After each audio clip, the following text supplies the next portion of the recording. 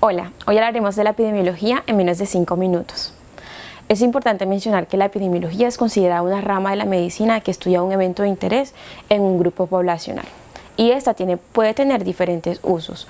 1, estudiar los patrones de comportamiento. 2, las tendencias que podría tener el evento de interés. Y a partir de todos estos datos, poder hacer intervenciones en salud pública que permitan mitigar este mismo evento. Cuando hablamos de la epidemiología, también mencionamos los diferentes tipos de estudios epidemiológicos, y entre los cuales podemos encontrar dos grandes grupos. Por un lado, los estudios observacionales, y por otro lado encontramos los estudios experimentales. Dentro del grupo de los estudios observacionales se subdividen en dos grupos: los estudios descriptivos, que contemplan series de casos, estudios de casos clínicos o estudios transversales. Y dentro del grupo de los analíticos encontramos las cohortes y los estudios de casos y controles. Dentro del grupo de los estudios experimentales podemos contemplar ensayos clínicos controlados, ensayos clínicos aleatorizados, o también podemos encontrar estudios cuasi experimentales. Es importante mencionar también que cuando hablamos de evidencia científica, los estudios analíticos tendrán mucho mayor evidencia científica comparado con los estudios descriptivos, y que a su vez los estudios experimentales tendrán aún más evidencia científica comparado con los estudios analíticos. Ahora hablaremos de 4 términos importantes. El primero es retrospectivo.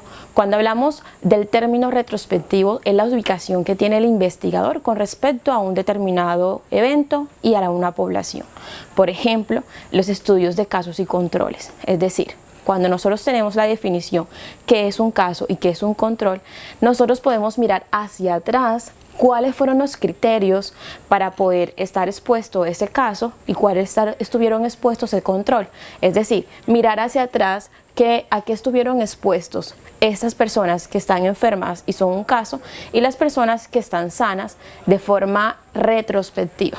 Cuando hablamos de prospectivo es todo lo contrario, no es hacia atrás, es hacia adelante, y un ejemplo de ello son los estudios de cohorte. Por ejemplo, un grupo poblacional expuesto y uno no expuesto, y que al seguirlas en el tiempo podremos mirar si desarrolló o no desarrolló una enfermedad.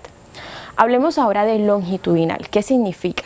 Esto, cuando hablamos de estudios longitudinales, significa seguir y evaluar en diferentes momentos una población. Por ejemplo, las cohortes las seguimos en ciertos momentos en el tiempo para mirar si desarrolla o no un evento.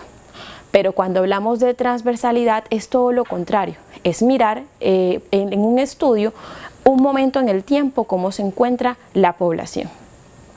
Ahora bien, vamos a finalizar mencionando dos tipos de sesgos muy comunes en las cohortes y en los casos sin controles. Son dos: el sesgo de selección y el sesgo de información. Cuando hablamos del sesgo de selección, son los criterios que podemos definir qué es un caso, qué es un control, o qué es una cohorte expuesta y qué es una cohorte no expuesta, lo que nos conlleva a tener mucho cuidado a la hora de nosotros definir qué criterios habrán de una persona ubicarse en qué grupo. Por otro lado, hablamos de los sesgos de información, y pueden ser todos los posibles errores, en especial de los estudios retrospectivos, de aquellos datos que podrían no ser muy confiables y que podrían llevarnos a un error en la información y en el análisis de los mismos. Esto es todo por hoy, y eso es en un resumen todo lo que tiene que ver con la epidemiología y los estudios epidemiológicos. Gracias.